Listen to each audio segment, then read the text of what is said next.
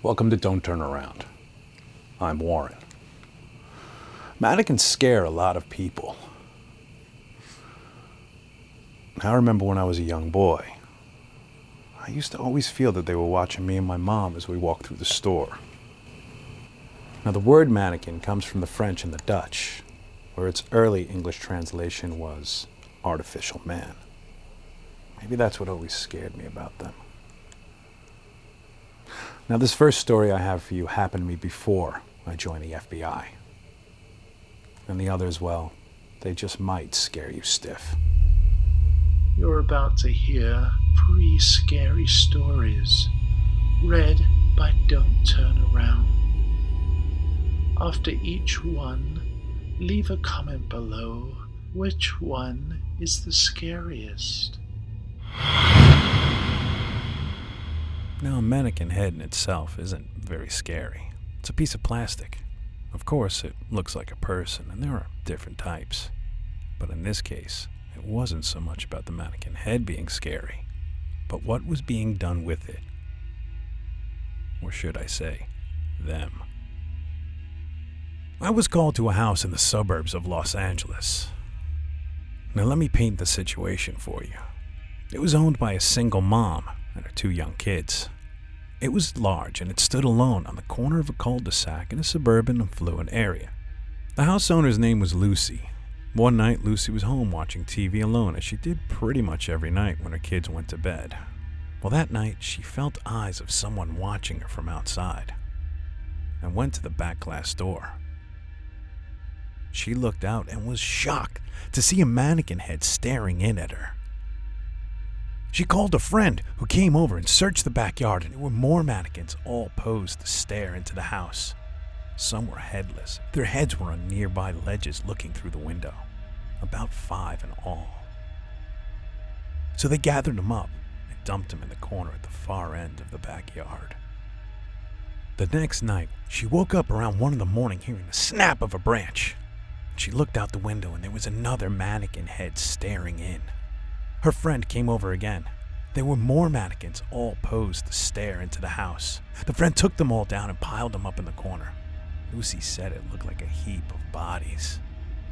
Not wanting to make the kids afraid, she led them out to the car. As she opened the door, she nearly had a heart attack as a mannequin head was in there staring back. The police came over and she told them everything. They said they'd do drive-bys, but they couldn't monitor the house 24/7. So they advised her to get security cameras, and so she did. It was one of those types that you could check on your phone. In the morning when she woke, as she stepped into the hallway, through the glass window, she could see a mannequin face staring back. When she checked her phone for playback, the angle wasn't so good. All she got were 2 black boots walking up to the window. This scared her even more. This is when she called me. I was working as a private detective at the time. It was about a year before I joined the FBI. Now, obviously, this was someone wanting to scare her, and they were doing a great job. There weren't really many immediate suspects. Maybe her friend, maybe someone at work. I leaned more towards a creepy neighbor. But there was a lot of speculation, so we decided to stake out her house from the other side of the street and try to catch them red-handed. Well, that night, I had way too much coffee and diet soda. So what I did was I cut off a hose that led to a bucket. And it's pretty safe to say that my car stunk like piss. 2 in the morning, I saw a figure approach around the side of the house. It didn't come from the street.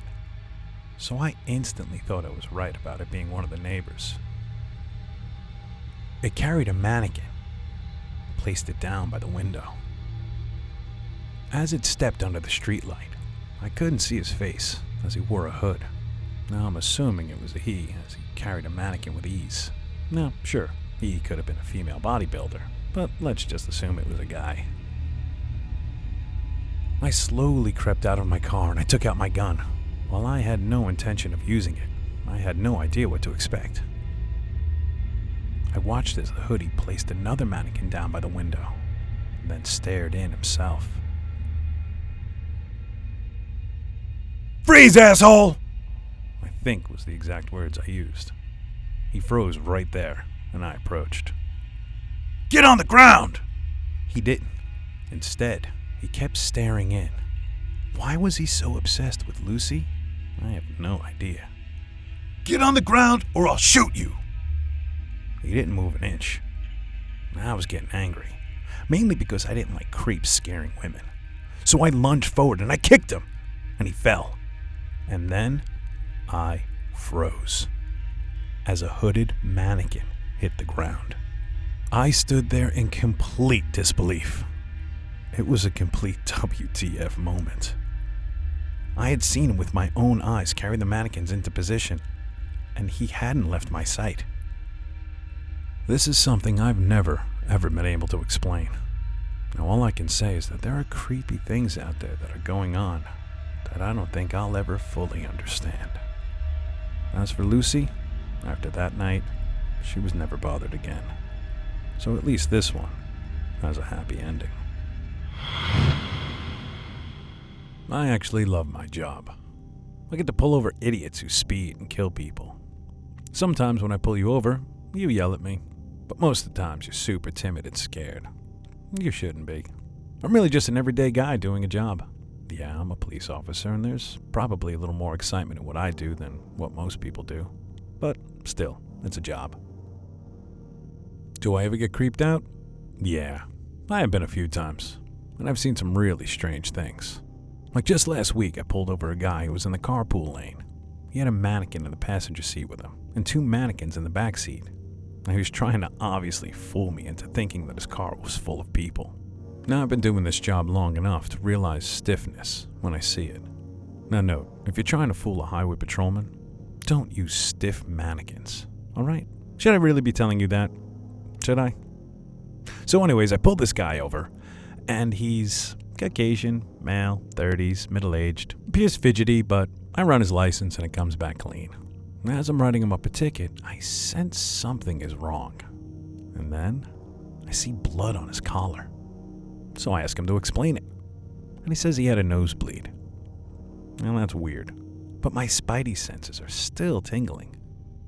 There's something off about this guy. Now, I'm not sure what it is. At this stage, I have to let him go. But I don't. He looks at me nervously, asking me if he can leave. So I ask him, pop the trunk. He asked me why. I said, sir, pop the trunk. He looks at me like he's hiding something. I'd rather not, he said. So I asked him why not. Very calmly replies, I don't want any of the body parts falling out. He looked at me with super cool, dead eyes.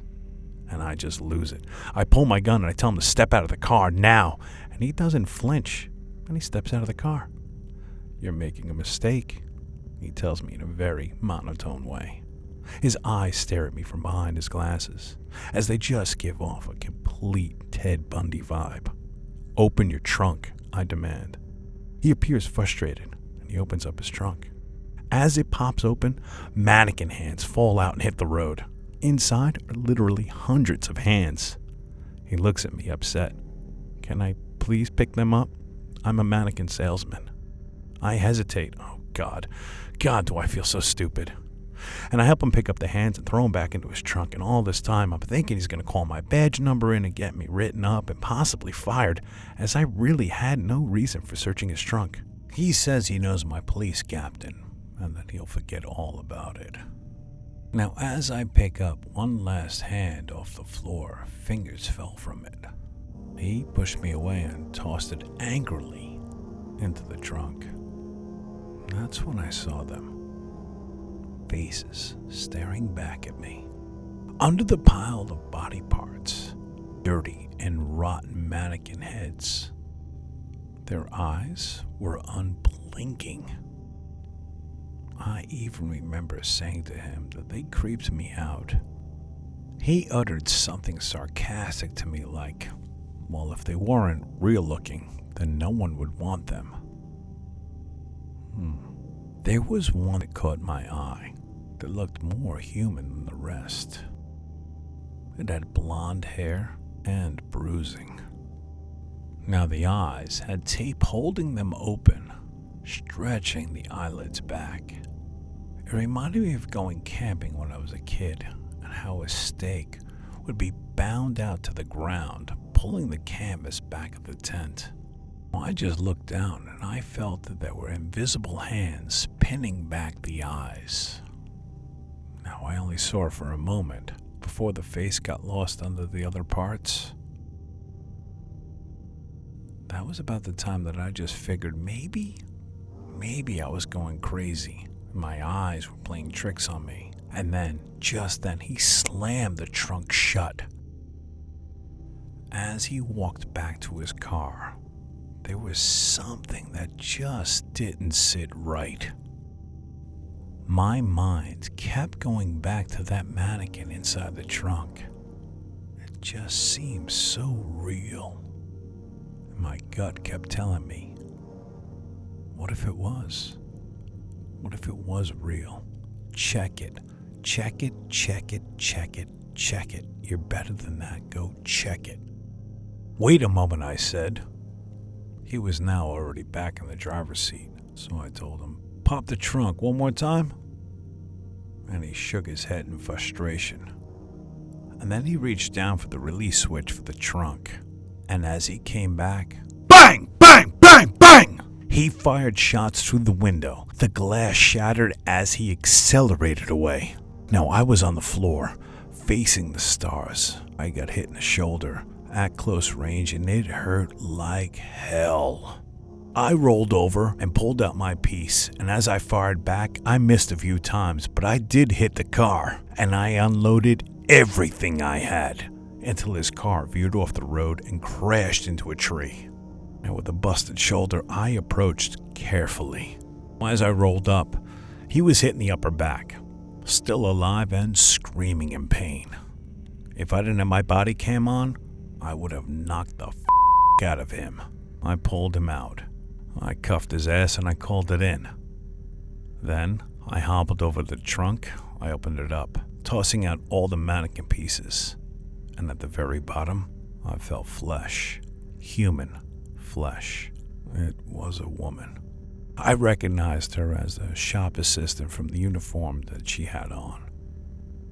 Over the radio, they said that she had been kidnapped from a town about 50 miles away. Well, it was earlier that morning, and her eyes were taped back and wide open. Now I had dug feverishly all around her, removing all the parts and digging her out of there. But she was dead. Why he had taped her eyes open like that? Had he done it maybe to make her watch him do something? I don't know. There was something heinous and evil about it.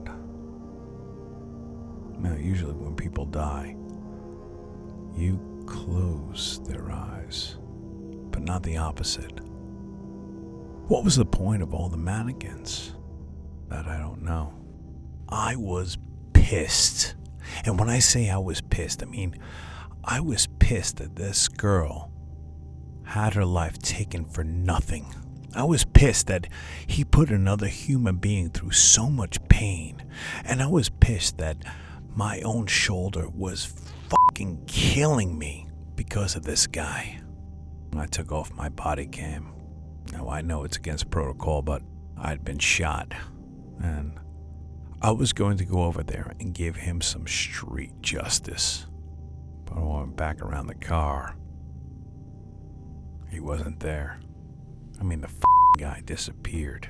I felt helpless. And for a split second, that turned to anger. I was going to find him, and I was going to him up. The handcuffs lay open on the ground. Now I know he couldn't have gone far.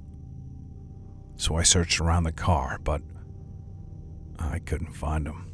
I looked, and I looked everywhere. But this guy somehow walked off. Now, I don't know how he got away. As when backup came, the whole area was covered. I mean, we had it locked down. But we never found him. Yeah. It means he's still out there. Now, I'm not saying this to scare you. It's just a reality. Now he's just one of many who every day can get in a car and drive anywhere. Because a car can take a psycho to all sorts of places, even to right outside where you are. I got a job at Churn's on 4th Avenue. It's a department store. The type of place that hookers and she-males shop at mostly, as it's in a real shit part of town. I gotta admit, sometimes I get confused at some of them when they come in, as they look so damn hot. But then I realize they're men. It's minimum wage, but whatever. As long as I have money for partying tonight, I'm doing all right. So I sit in this shithole in the back and watch the monitors that mostly they haven't updated. The creepiest thing that I ever saw was on my first night. There's these 5 mannequins in the women's department.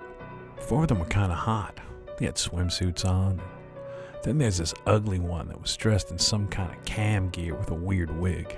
I don't know who did the design, but I wouldn't go buying anything like that in here anyway, but no, that's none of my business really. The first shift goes good, and I've been walking around a lot, so I sit on a sofa, and I'm staring at the curves on the hot mannequins.